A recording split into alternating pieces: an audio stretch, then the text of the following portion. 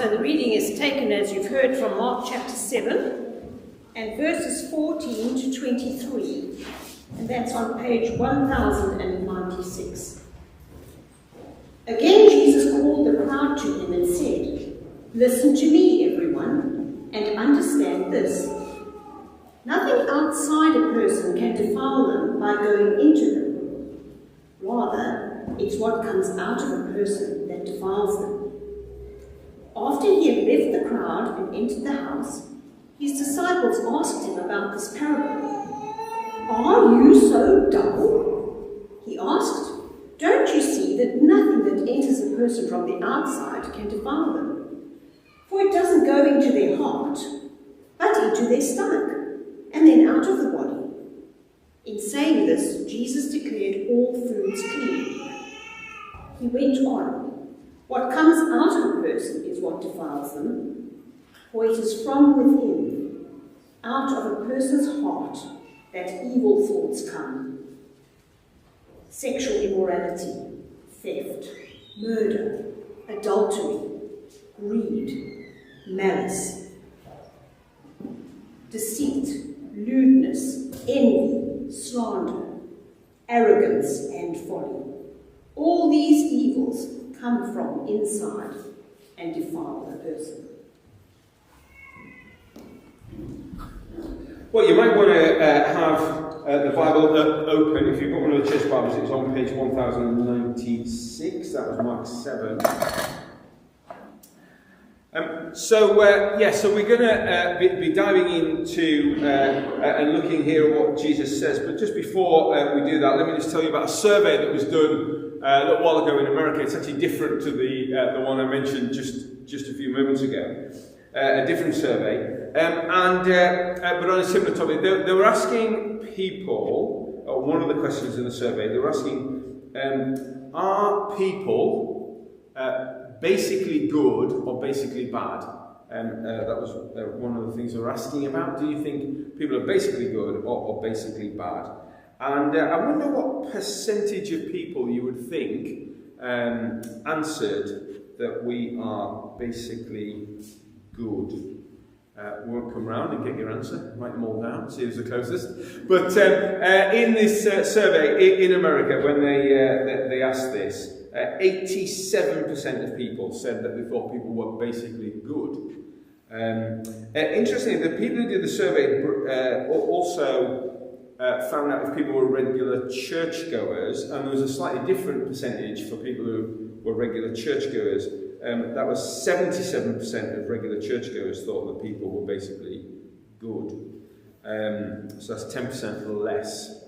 That's in America. I don't know what the figures would be if we did it here. But I just mentioned that it's interesting thinking about what the world thinks, or perhaps what we might think, and contrasting that with what Jesus says, because Jesus' words that we'll look at again in a moment are actually quite of a shock. Maybe would give us a little bit of a jolt, or maybe would give 87% of Americans a bit of a shock anyway. We'll come to that in a moment. But just first of all, what is this thing that we're looking at? What is this bit of the Bible called Mark? Well, it's one of the four gospel accounts in the New Testament. It's written by somebody called Mark, hence it's called the Gospel of Mark. But Mark was worked closely, it's thought, with the Apostle Peter, and so had a lot of the information kind of from first-hand accounts, therefore. And it's written within the lifetime of people that he's writing about. So it's not written hundreds of years later. It's written quite close to the event. And we're breaking in just in the middle in chapter 7 here.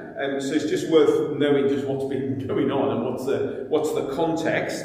And Jesus has been speaking to some people. In fact, just at the very start of chapter 7, it tells us exactly what's going on. If you're using one of the church Bibles, it's the top of column 1, chapter 7, verse 1, where it says, "The Pharisees and some of the teachers of the law who had come from Jerusalem gathered round Jesus." So Jesus is speaking to people from the religious establishment of his day.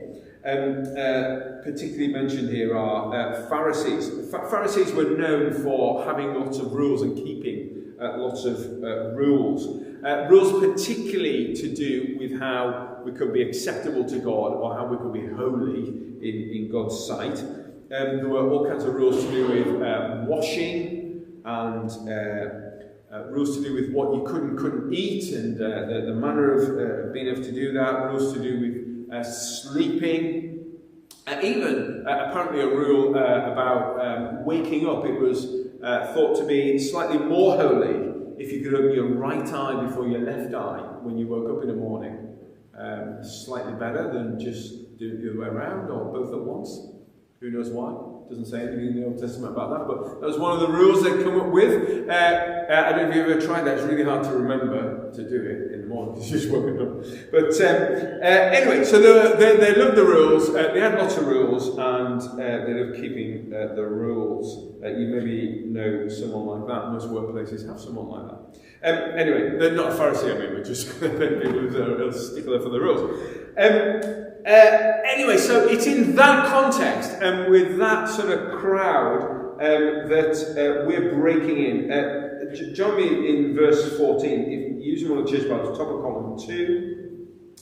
Verse 14. Again, Jesus called the crowd to him and said, "Listen to me, everyone, and understand this. Nothing outside a person can defile them by going into them. Rather, it's what comes out of a person that defiles them." So in contrast to their rules about what you can eat and all these things to do with washing on the outside and things, Jesus is saying something that would have been very shocking for them. I wonder if you agree with Jesus here. We've already seen that maybe 87% of Americans maybe wouldn't. Now, I'm sure actually if we spoke to the 87% of Americans, they would say, well, that wasn't exactly the question I was asked. Do I agree with Jesus on this? Was it? It was a slightly different question. But it's interesting. I think it's worth our 20 minutes of our time just now thinking about this, because I think there is a bit of a disconnect between what maybe a lot of people think and what Jesus is saying. And I think there's some good reasons why we should listen to what Jesus is saying here. And I've got 4 reasons. I think Jed will pop them on the screen for us. Here's 4 reasons why I think it's worth listening to what Jesus is saying. First of all, I think it's true what he's saying. Second, I think it will help you in life right now. I mean, even this week, I think this can help you. I think it's like a warning light on the dashboard, you know, in the car when you get a warning light coming on. It's a bit like that. I'll explain what I mean in a minute. And there is a day, I think, when this is going to be really useful to you. So we'll come back to that as well. Let's take the first of those, that it's true. The first of my 4 reasons to listen to what Jesus says. We've already seen maybe a lot of people, if we just ask them on the street, might disagree. Even 77% of American churchgoers might disagree. So it's maybe not surprising to us to see that Jesus' own disciples who were there at the time also struggled a bit. Look at verse 17. After he left the crowd and entered the house, his disciples asked him about this parable. It doesn't really feel like some of his other parables. There's not like a farmer going out to a field or whatever. But they're asking about it. And it's obvious to Jesus they don't get it. Because we know he thinks they don't get it because of what he says. Verse 18, "Are you so dull?" He asked. "Don't you see?" And then he explains it a little bit more. Nothing that enters a person from outside can defile them, for it doesn't go into their heart. By heart, he's not talking about their blood pump. He's talking about the sort of the bit of you that makes you you. The sort of seat of you. We might call it a soul. We might call it. It's a bit more than just our brain, isn't it? But the bit of you that makes you you. That's what he's talking about there when he talks about heart. Going back to verse 19, in saying this, Jesus declared all foods clean, by the way, says Mark, as we go along. Verse 20, he went on, what comes out of a person is what defiles them. For it's from within, out of a person's heart, that evil thoughts come, sexual immorality, theft, murder, adultery, greed, malice, deceit, lewdness, envy, slander, arrogance, and folly. All these evils come from inside and defile a person. But is that true? Is that true? Maybe a lot of people might disagree or just agree with it in part, and think it's partly true.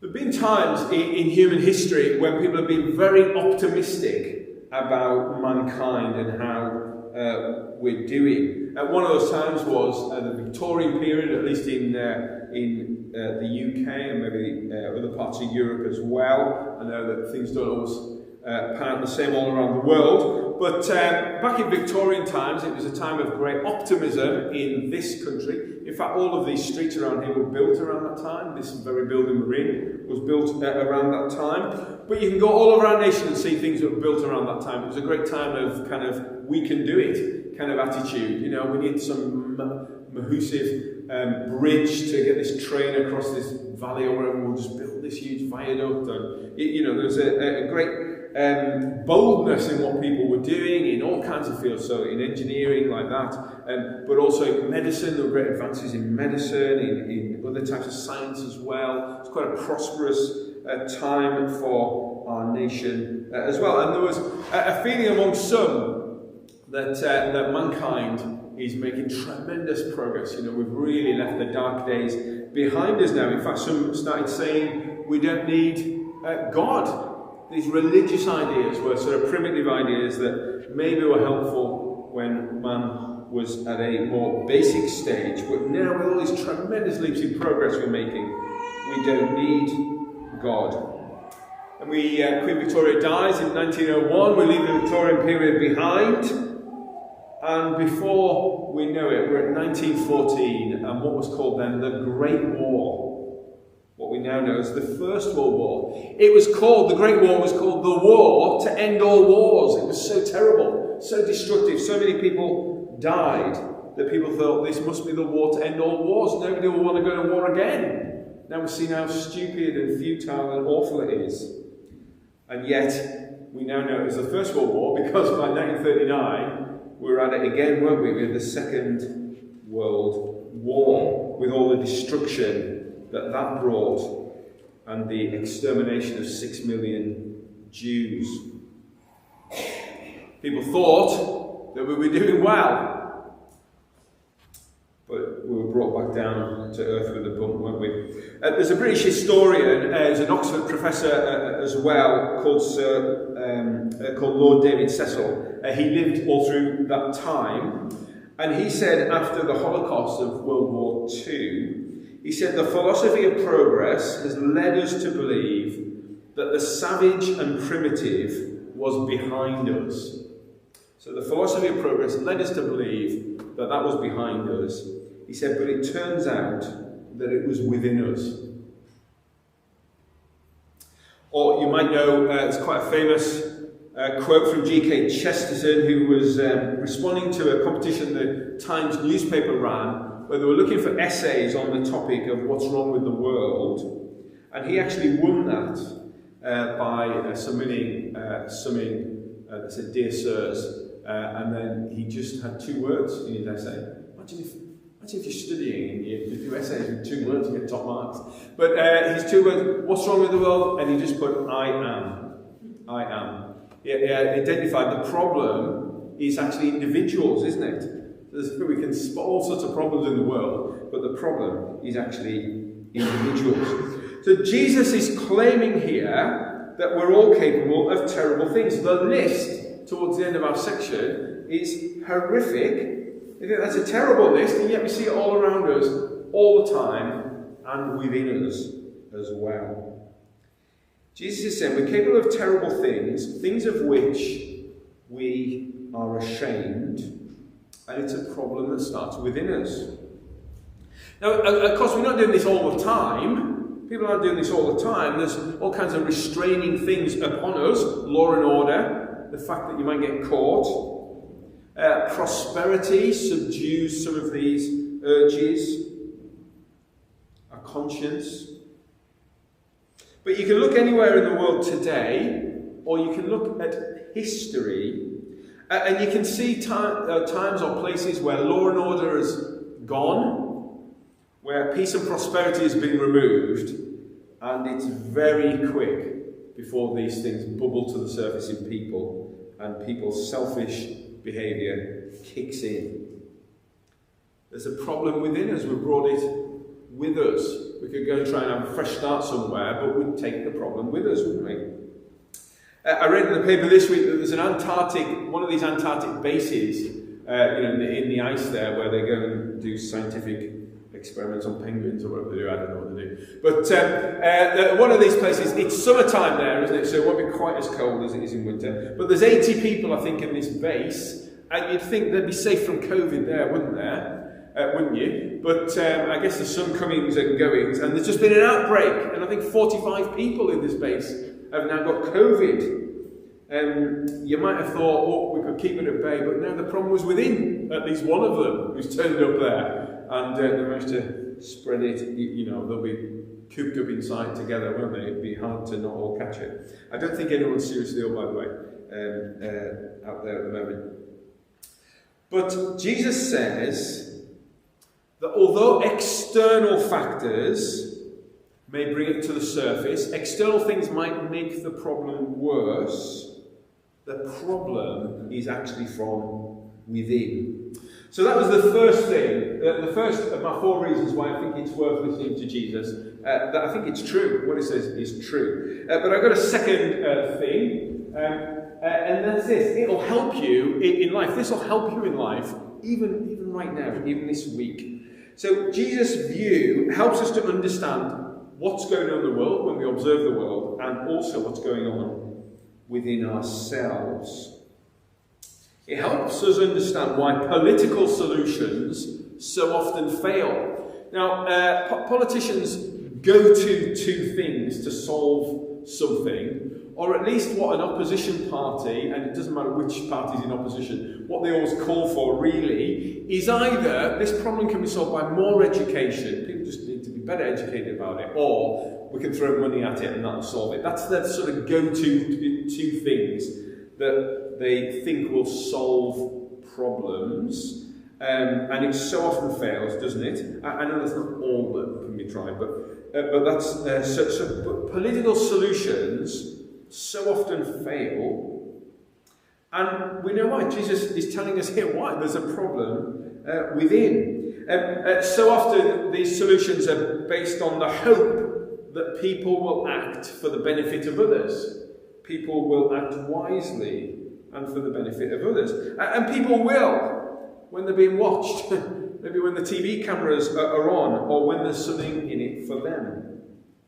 I remember a few years ago hearing a church leader talking about how his church were doing something to help the local homeless shelter. And what they did, the homeless shelter in autumn always had a big need for warm winter coats, which they were able to give out to some of the people who used the homeless shelter. And so this church, every October, they organised a kind of donate your winter coat kind of thing. I don't quite know. Did they have a big rail up with coat hangers and you just brought your coat and just didn't take it home? Or it'd be dangerous, wouldn't it, if you didn't mean to donate it and you just forgot to take your coat down? Anyway, big, and every year, they were able to get loads of coats. Absolutely loads of coats. People in the church were so generous. Year after year, the coats just kept coming. And then the church leader said, I realised it wasn't maybe as generous as it appeared, because people just liked having an excuse to get a nice new coat every winter. It's like, I had that one last winter. I think this season it's green, or whatever. I don't know. But so it's great. They're donating coats to the homeless shelter, but there was something in it for them. It wasn't entirely altruistic. And so we might think, when we hear about someone doing something good, we might think, what's the angle? What's in it for them? Why are they doing it? Now you might say to me, but Peter, that's so cynical. I'm not sure I like this world that you're describing, where people don't, just do things because it's the right thing to do or for the benefit of others. Well, can I just say that Jesus isn't saying that this is a good thing, that this is how we behave. He's just saying that this is a real thing. This is a real thing that you really see in people. But it's maybe not the way it should be, or ought to be, or Jesus wants it to be. It's just the way it is. Now, I think knowing this about the world can help you as we try to understand the world and what's going on. But it can also be super helpful for ourselves if we know that actually it's from within that these things come. So I know of a man in the church we were previously part of, where his job involved him regularly having to go on business trips, sometimes for several days, with young female colleagues. So he was leaving his wife and family, he would go on this trip, and the situation he was in, he was often with a young female colleague. But because he knew his own heart, or the sinfulness of the human heart, or the challenges and temptations of the human heart, he put in place various things that remove some of the temptations that there might be on that business trip. I think even being in separate hotels and things on the trip. Now, it might seem sort of over the top and unfriendly or whatever, but he just thought, because I know what a human heart is capable of, and because I don't want to fall in some way, he put in certain things in place. Sometimes he wouldn't make sure there was someone else on the trip, etc. Or I know of young courting couples who've put in things in place as they're courting because they want to remain holy and pure until they're married. Or even here in church, we have a wooden box just by the door there where people can make a donation to church if they would like to. And when the money in there is counted, we always have two people counting it. Now that's, yes, to protect the church and the money that people have given to the church, but it's really about protecting those two people. Protecting them from accusations that might come, but also protecting them from any temptation that they may be faced with as they count that money in, before it gets taken to the bank or whatever. The list could go on. Knowing our hearts and what our hearts are capable of, knowing what Jesus says about the root of these things, means that we can put in place things that will help us. But there's a third reason, and here is the third reason to listen to what Jesus says. It's like a warning light on the dashboard. Now, if you're driving a car and you get a warning light coming on saying that the oil pressure is low, it would probably be unwise to think, oh, well, it'll be going in for a service in 4 months, I'll ask them about it then. If it's an oil pressure warning light, it's probably wise to stop right away and turn the engine off. You're going to cause absolute chaos in the engine if it's running without oil. The warning light is a warning of a bigger issue. And I think that what Jesus is saying here we can treat as a warning of a bigger issue. Look at verse 20. Jesus went on, what comes out of a person is what defiles them. Or 23, the final verse in the bit we looked at.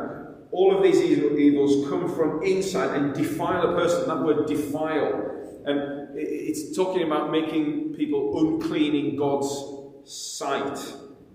Not up to God's standard. It actually means that it would require some separation between us and God, because God is holy and pure. It's something that creates a barrier between us and God, this defilement.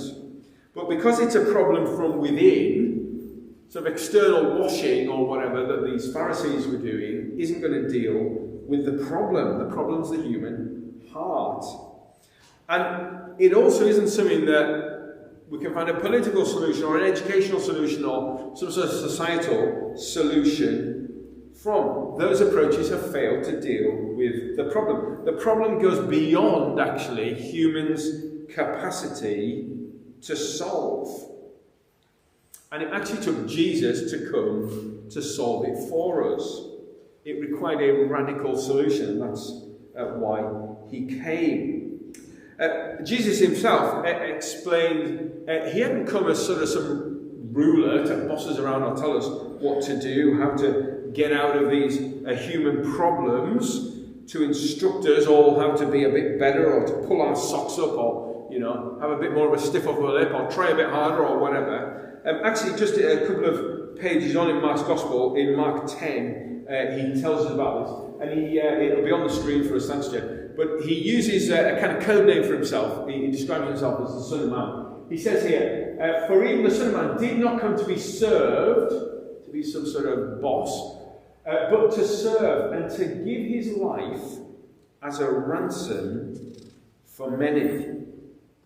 So not so that he didn't come so that we could serve him, but so that he could serve us. To give his life as a ransom for many. He's talking about his death on a cross. He's talking about the time when he took the punishment for sin that we deserve and made possible a fresh start with God. He made that possible not just for mankind generally, but for each one of us individually. He made it possible for sin and guilt to be dealt with. Now we're going to think about this more in the coming weeks. But the fact that we see all this evil around us, and we see it even in our own hearts, should be like a blinking light on the dashboard telling us there's something needs to be done about this problem. And although we can try hard and grit our teeth and try and pull our socks up, it's a more radical solution that's needed. I've got one final, fourth thing that is another reason why we should listen to Jesus. And it's because there's a day when this will be useful. Now, a lot of years ago now, I was studying at Workington College down on the West Coast. And one of my lecturers there used to all the time say this phrase. He used to say, "There's a day when this will be useful." We'd be writing to me on the board or wherever, and he'd be telling us to copy it down in our notes, and he'd say, "There'll be a day when this will be useful." And then he would say, "And that day will probably be in June." That was his way of hinting this will probably be in the exam. So I always used to draw a box around those things and do big asterisks, and there will be a day when this will be useful, and that day will be in June. A reason to listen to Jesus, there'll be a day when this is useful. Now, it's not about an exam at Working College next June. This June now, isn't it? We're in January. This June. It's not what we're talking about. But there's a day when understanding what Jesus is saying here will be useful to us. Verse 23, just at the end of our section, "All these evils come from inside and defile a person," says Jesus. Now, 87% of Americans might think, no, people are basically good. It's basically good coming from the inside. But Jesus says, no, there's basically a problem inside and it needs a radical solution. The Bible also says that one day we'll stand before God and give an account for our lives. We'll give an account to our Maker. And if you think that you're basically a good person who occasionally does bad things, then it's not unexpected, and I think there's a lot of people who think this, it's not unexpected that you'll think, I'll probably be okay. I'll stand before my Maker, I'll talk about my life, or give an account for my life.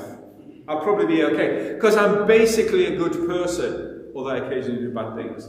I'm basically a good person. But if we listen to what Jesus says, no, you've got a fundamental heart problem. And actually there's nothing you on your own can do about it. It required Jesus' intervention to do something about it. So I'm saying there's a day when this will be useful to know it, but only if we've done something about it. Will we listen to Jesus in his diagnosis of the problem, of what's wrong with people? But will we listen to him when he tells us about the solution? Now, we're going to find out more about what Jesus says as we go along about the solution. If you think, I can't wait for that, why not read just the rest of Mark's Gospel? It's a great read. It tells you a little bit more about what Jesus is saying about why he came and what he's doing. If you think, I'm not even sure I can wait for that, do speak to me or Nathan or someone, maybe if a friend's brought you along. If you want to think more about these things, don't put it off. Do find out more. But also, we've got that short course starting 3 weeks. It's not starting in 3 weeks, it is 3 weeks long, called Hope Explored, that we saw the video about earlier. It will help us explore these things a bit more. I've already got some people who've said they're interested in starting. We haven't got an absolute start date yet, but I hope maybe by next Sunday I can tell you when that is. But do consider that as well as a way of thinking about these things more. But do come back next week. Over the next few weeks, we're going to be thinking about some of these big topics. And I think as we see what the New Testament says, about what's wrong with the world and what God's done to sort it out, my hope and prayer is that that's going to be really useful and helpful for us, and help us know how to respond rightly to what Jesus has done. Well, let's pray as we close. Father, I pray that you'd help us to see the truth of what Jesus is saying here. That you'd help us see how this can help us in our lives now as we understand the world and we understand ourselves a little bit better. Father, I pray that you'd help us to see Jesus' solution and what him coming achieved at the cross. Father, if that's kind of a new idea for us, I pray that you'd help us to find out more about that. And Father, I pray that you would help us to get ready to meet our Maker, to be ready to be able to give an account of our lives. Father, I pray that you'd always help us to listen clearly to Jesus. Amen.